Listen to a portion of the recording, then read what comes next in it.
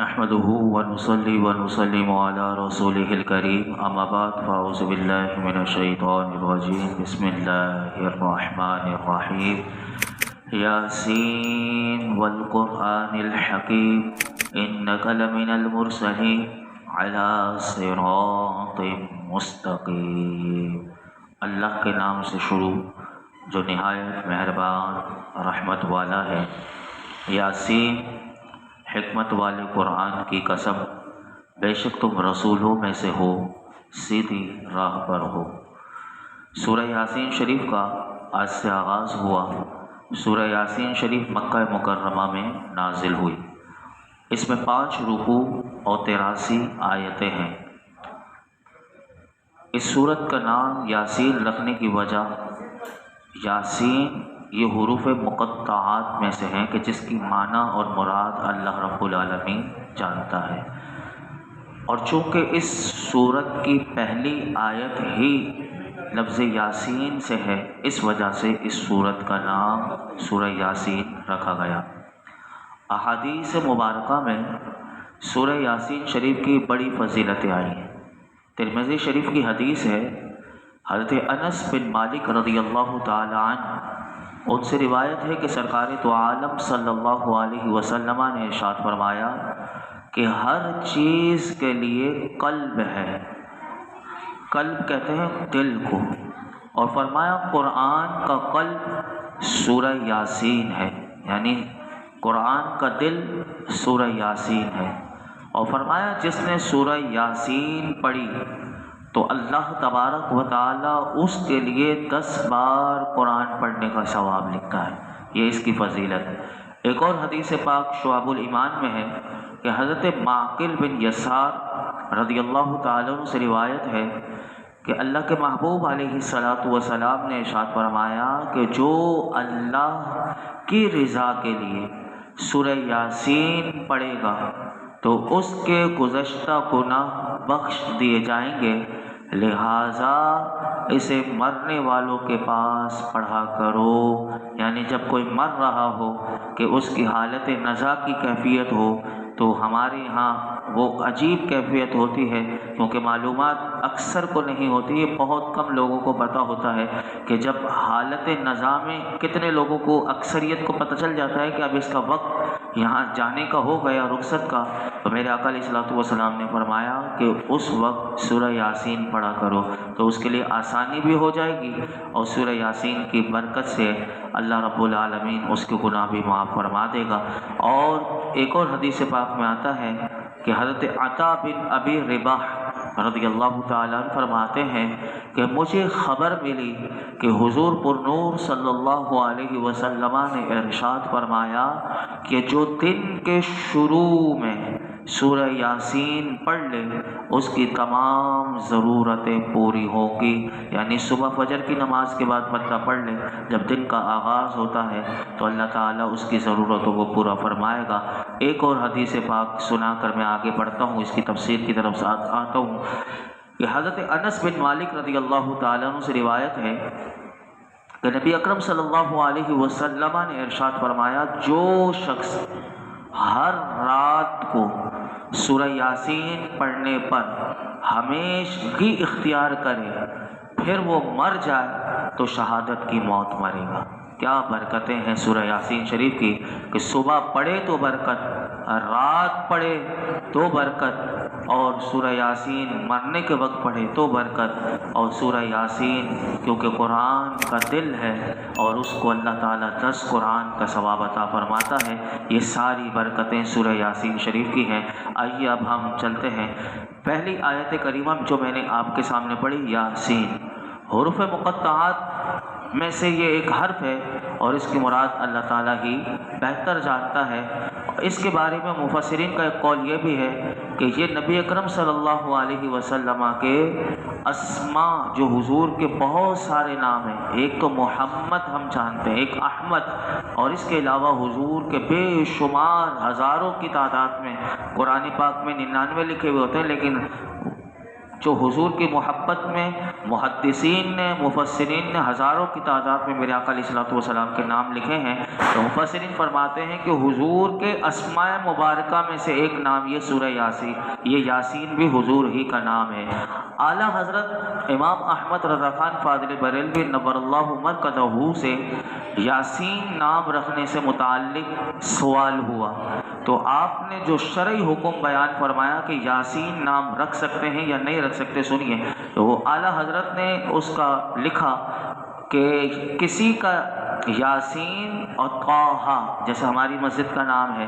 تو یہ حضور کی نسبت سے ہی ہے، تو آپ فرماتے ہیں یاسین اور طٰہٰ نام رکھنا منع ہے، کیونکہ بقول بعض علماء ممکن ہے کہ بعض علماء کہتے ہیں کہ ممکن ہے کہ یہ دونوں نام یاسین اور طٰہٰ یہ دونوں اللہ تعالیٰ کے ایسے نام ہیں کہ جن کے معنی معلوم نہیں، کیا عجب کہ ان کے وہ معنی ہو کہ جو غیر خدا پر صادق نہ آ سکیں، اور فرماتے ہیں اس لیے ان سے بچنا لازم ہے۔ اور پھر اعلیٰ حضرت کے بقول یہ کہ آپ نے پھر یہ بھی لکھا کہ یہ نبی کریم صلی اللہ علیہ وسلم کے دو ایسے نام ہیں کہ جن کے معنی سے کوئی واقف نہیں، اور ہو سکتا ہے اعلیٰ حضرت کہتے ہیں کہ ان کا کوئی ایسا معنی ہو کہ جو نبی اکرم صلی اللہ علیہ وسلم کے لیے خاص ہو اور آپ کے سوا کسی دوسرے کے لیے استعمال کرنا درست نہ ہو، تو پھر اعلیٰ حضرت نے پھر آخر میں کہا کہ بہتر یہ ہے کہ جن حضرات کا نام یاسین ہے وہ خود کو غلام یاسین لکھیں اور بتائیں، اور دوسروں کو بھی چاہیے کہ جن کا نام یاسین ہو انہیں غلام یاسین پکاریں، تو یہ زیادہ مناسب ہے۔ اور اس میں یہ جو نام ہے یاسین و طٰہٰ، اعلیٰ حضرت فرماتے ہیں کہ یہ مقدس نام کے طور پر ہونا زیادہ ظاہر اور مشہور ہے نبی پاک صلی اللہ علیہ وسلم کے لیے۔ آگے دوسری آیت میں اللہ تعالیٰ نے فرمایا والقرآن الحکیم، کہ حکمت والے قرآن کی قسم، اور فرمایا کہ کافروں نے نبی کریم صلی اللہ علیہ وسلم سے یہ کہا تھا کہ آپ رسول نہیں ہیں، اور نہ ہی اللہ تعالیٰ نے ہماری طرف کوئی رسول بھیجا ہے،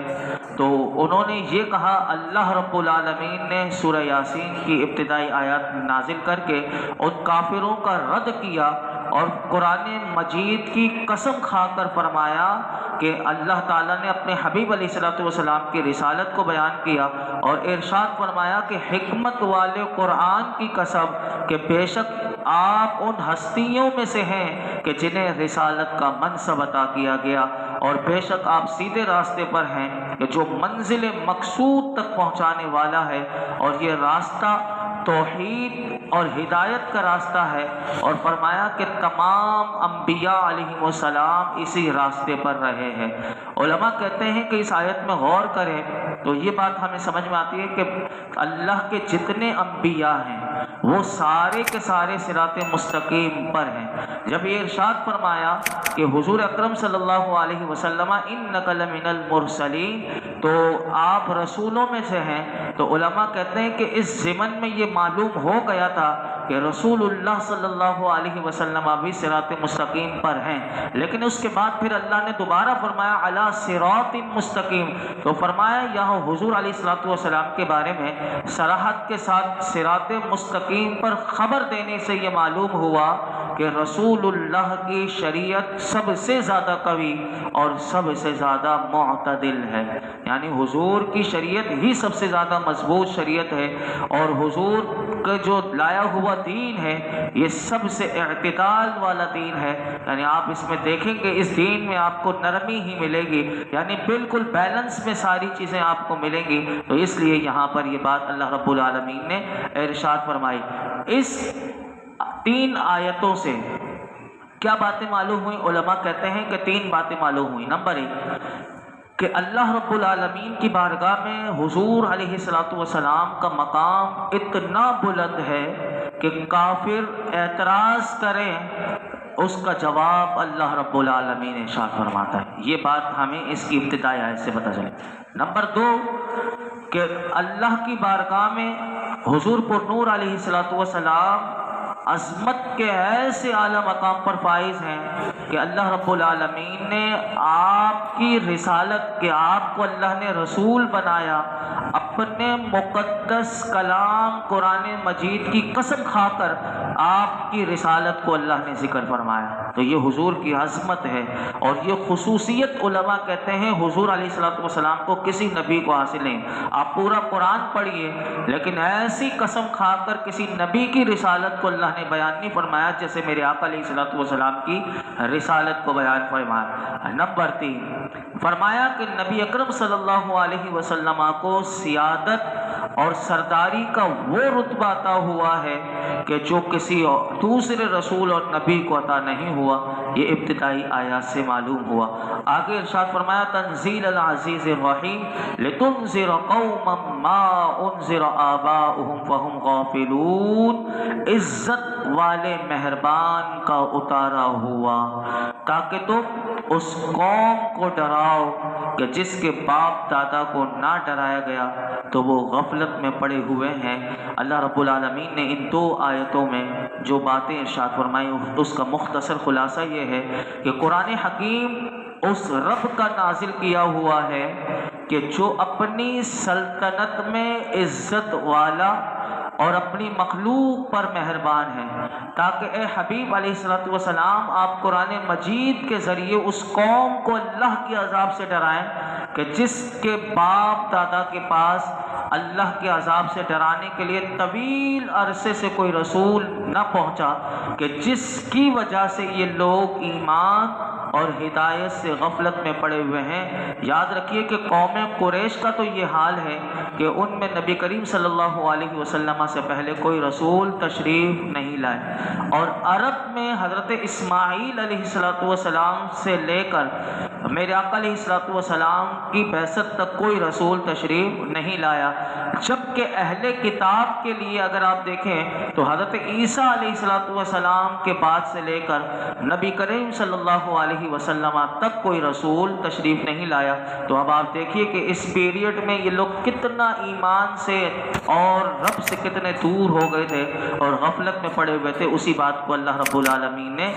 ذکر کیا، اور بطور خاص کفار قریش کو اللہ نے عذاب سے ڈرانے کا اپنے محبوب کو ارشاد فرمایا، اور عمومی طور پر میرے آقا علیہ السلام اہل عرب ہوں اہل کتاب ہوں تمام کے تمام کے لیے اللہ کے عذاب سے ڈرانے والے ہیں، کیونکہ آپ جو ہیں وہ تمام لوگوں کے لیے رسول بنا کر بھیجے گئے۔ قیامت تک اب جو آئے گا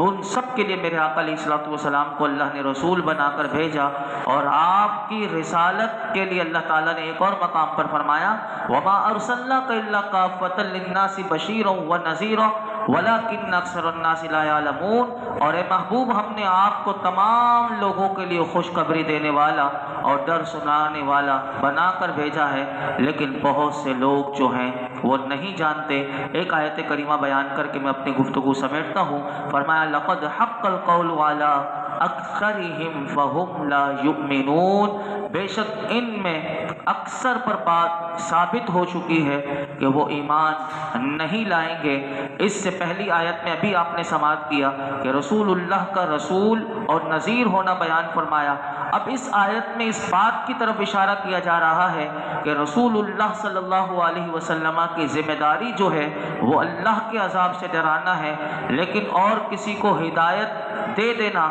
یہ حضور علیہ السلام کی ذمہ داری نہیں ہے۔ یہ اس لیے فرمایا تاکہ نبی اکرم صلی اللہ علیہ وسلم کفار کے ایمان نہ لانے پر افسردہ اور غم زدہ نہ ہو۔ تو اب آیت کا خلاصہ یہ بنا کہ کفار مکہ میں سے اکثر پر اللہ کا عذاب جو ہے وہ واجب ہو چکا ہے، کیونکہ اللہ اپنے علم ازلی سے جانتا ہے کہ یہ لوگ کفر اختیار کریں گے اور اپنے اختیار سے کفر پر اور انکار پر اصرار کریں گے، اور کفر کی حالت میں ہی انہیں موت آئے گی۔ اسی لیے اے پیارے حبیب یہ لوگ آپ کے عذاب الہی سے ڈرانے کے باوجود بھی ایمان نہیں لائیں گے۔ تو یہاں پر اللہ رب العالمین نے یہ باتیں ارشاد فرمائی، اور آگے مزید یہ مضمون چلے گا اور ان کفاروں کے لیے سزائیں بیان ہوں گی، اور بہت سی باتیں سورہ یاسین شریف میں ہمیں سیکھنے کو ملیں گی۔ اللہ رب العالمین ہم سب کو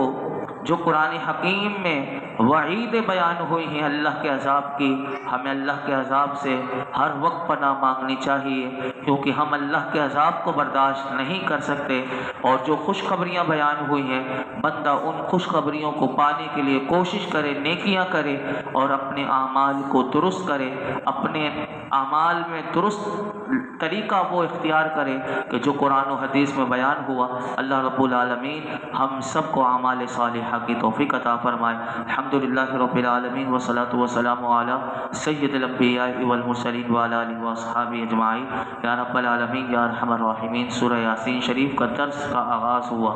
رب کریم ہمارے لیے سیکھنا سکھانا، سمجھنا سمجھانا آسان کر دے۔ جو کچھ سنا سنا ہے اپنی بارگاہ میں قبول فرما، نماز عشاء ادا کرنا، درود پاک پڑھنا اپنی بارگاہ میں قبول فرما، دنیا اور آخرت کی ساری بھلائیاں عطا فرما، دونوں جہانوں کی ذلت اور رسوائی سے بچا لے۔ اے اللہ ہماری آخرت اچھی کر دے، ہماری موت اچھی کر دے، ہماری قبر اچھی کر دے۔ اے اللہ موت کے وقت ہمارے ایمان کی حفاظت فرما، موت کے وقت ہمیں ایمان کی سلامتی کے ساتھ خاتمہ بالخیر فرما، خاتمہ بالخیر فرما۔ سورہ یاسین شریف کی ساری برکتیں ہمیں عطا فرما۔ سورہ یاسین شریف کی جو فضیلت سنی، اللہ ہمیں سورہ یاسین شریف پڑھتے رہنے کی توفیق عطا فرما۔ یا رب العالمین سورہ یاسین شریف کے درس کی برکت سے جتنے حاضرین موجود ہیں، جس کی جو مراد ہو، اللہ اپنے محبوب کے صدقے میں سب کی